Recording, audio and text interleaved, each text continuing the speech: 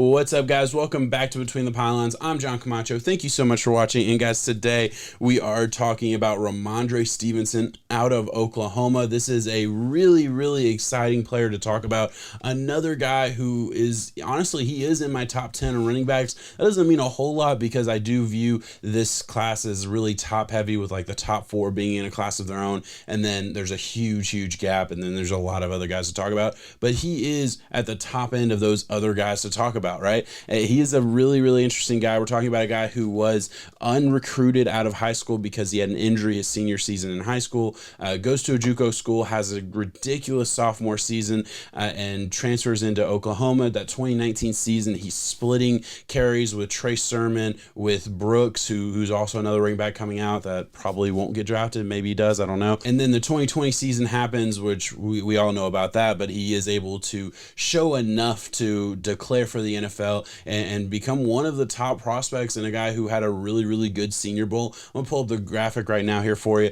Talking about a guy 6 foot, 227 pounds. Yeah, this is a bruiser, right? Like, this is a big dude, and it says 227. I don't know where that weigh-in came from, but he plays bigger than that. I'm gonna say that right now, like guaranteed. This dude, I would have guessed 245. I really would have, just based on watching it. I would have guessed 245. So like, I was expecting a weigh-in at like 235, 240, somewhere along those lines, and I assume that he just cut for that weigh-in, because that is a lot smaller than I expect him to truly play at. And these stats are just his Oklahoma stats. It doesn't get into JUCO because those numbers were ridiculous and unrealistic. So not a ton of attempts, 165, 28 receptions, wasn't used a whole lot out of the backfield, 1,400 yards, 13 touchdowns. Pretty respectable numbers for a guy who never truly had the full reins of that offense. Had to deal with that 2020 season. 2019 had a pretty good season, but was splitting carries with a lot of other serviceable running backs. So,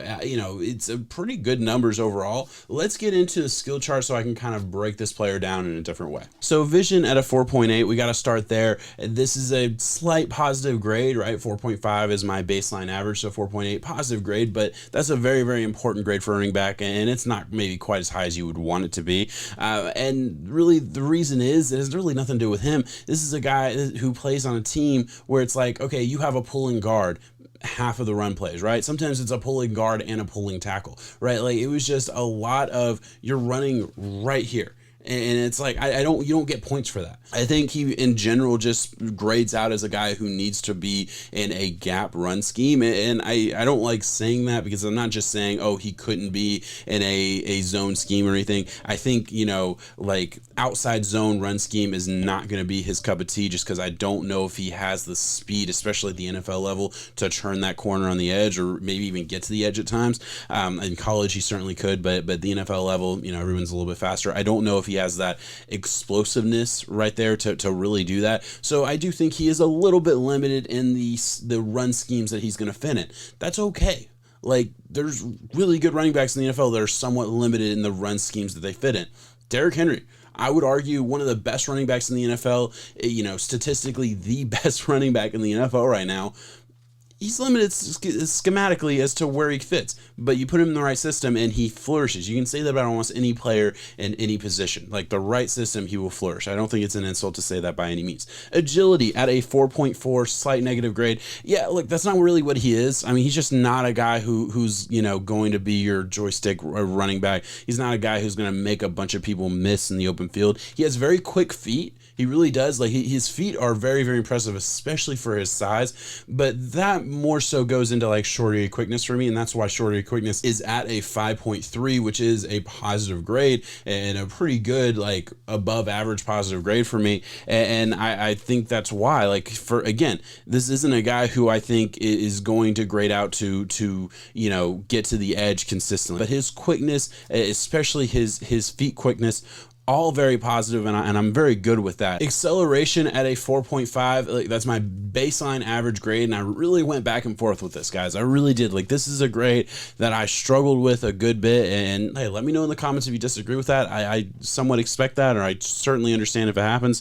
For me, this is a guy who I think has enough speed, but a little bit of build-up speed for me. Like, he's not, like, shot out of a cannon fast most of the time. I will certainly say there were times where it's like, I did notice a little bit of, like, oh, wow, that was good explosiveness on that rep. And then 15 reps go by and it's like, okay, well, I didn't really see it again. And then, oh, well, that was good explosiveness on that rep. So there's moments, there's certainly moments, but in general, I do think he has a little bit, and I'm not saying he's a lumbering running back, but I do think he has a little bit of like a lumbering approach. Pass protection at a 7.5, I do think he has pretty good pass protection. I do think that's certainly a positive grade for him. Power at a 7, that's where he's going to make his money, right? This is a power running back. This is between the tackles, run through you. This dude can be a thumper. I thought, I will say, like, I think this is part of the projection that goes along with the game when you're talking about college prospects.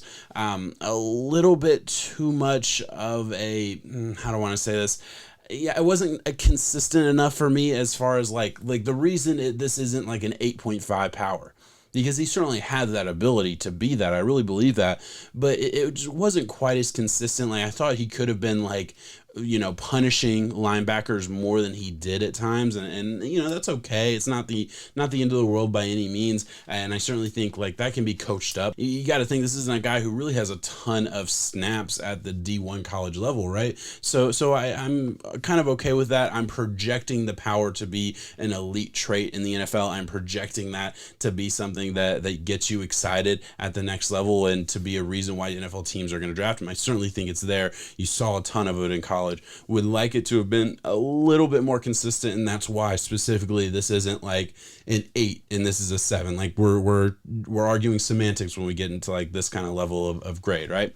Pass catching at a 4.6, and again, this is another grade that I kind of struggled with, right? I actually went back and changed it a little bit as I was preparing for this video, and the reason for that was like there was nothing that I saw that said, oh, he can't be a pass catcher. 28 receptions, yeah, I get that. Wasn't used as a pass catcher in college, and yeah, he wasn't. There's no ifs, ands, or buts about it. But like everything that I saw when the ball was thrown to him, I thought he had smooth enough, hands. I thought his transition to catching the ball to running upfield, I thought it was smooth. Like I didn't have any strong issues there. So that's why I put it at a 4.6, which is like a slight positive grade. Even though, like, in my heart of hearts, you're not drafting him to be a pass catcher. Like, I know that.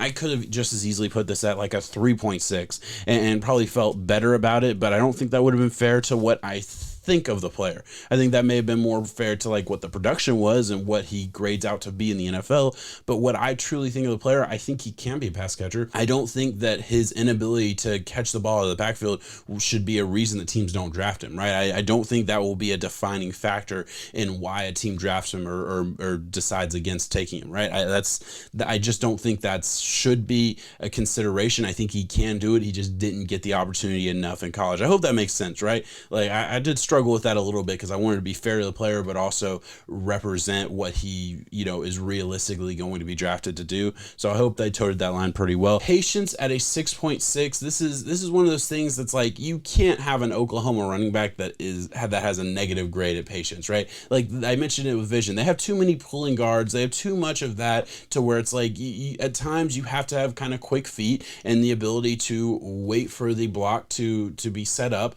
and then go, right? If you don't have patience in that regard, then you're kind of fucked. Like you can't be a running back for Oklahoma. Their run scheme just negates the ability to not have patience. Like it's gonna be coached up in you, or you're just not gonna make it. You're not gonna get enough reps for Oklahoma. So he certainly has that. That's a check plus grade for me. Breaking tackles at a 5.8. Yeah, I mean this is just tough to bring down. I mean he really is. He's a bruiser, and I would like him to be a little bit more of a bruiser, as I mentioned, a little bit with power, more consistently. And I'm not saying he wasn't consistent, but like there were just certain times where I felt like it should be every single play he should be bringing the hit to the linebacker, to the safety, to the D, like whoever's trying to bring him down, that's who should be feeling the pain when they try and tackle this dude, right? And for the most part you see that, but like that's what could have made this grade probably an elite grade if he just like punished guys a little bit more, and I think he has the ability to do that. But I mean he's just a big tough dude to bring down, and I think he certainly will be that in the NFL as well. Ability in the open field at 3.7. listen, first of all, like, that's not what you're drafting him to be. Like, I talk about that all the time, especially with running backs. Like, they come in all shapes and sizes, and it's not a one size fits all with running backs. So you kind of have to have a little bit of nuance with that kind of conversation. But I will say, this is a guy who, he does have a little bit of wiggle. This isn't like just your like plain Jane power back, put him in on third down, short yardage, that's it kind of thing. Like, he can play. I really believe that. I think he has potential to be a 3-down back. I think there's that potential.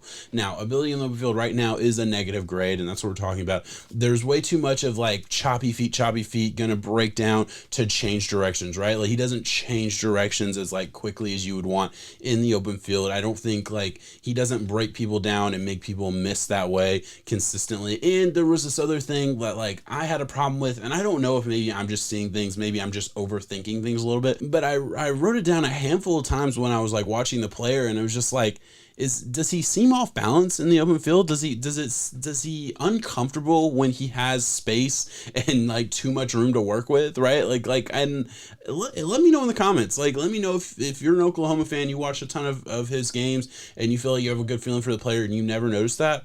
Let me know. Like, I could be wrong in that. I'm not saying that may have had a small aspect of this grade, but I wrote it down a handful of times. I had that feeling where it's like, man, he just looks uncomfortable. Like, he's in the open field. Why does he look uncomfortable? Like, running backs never look uncomfortable when there's nobody around him, right? Like, that's prime real estate. Like, he looked off balance a little bit at times. I don't know what I'm seeing there. I would love to get some feedback there, and, hey, let's make us all a little bit better at grading these guys. Let me know if I'm just crazy, if I'm seeing that, or if you see what I'm talking about. I'm curious to see what people say about that.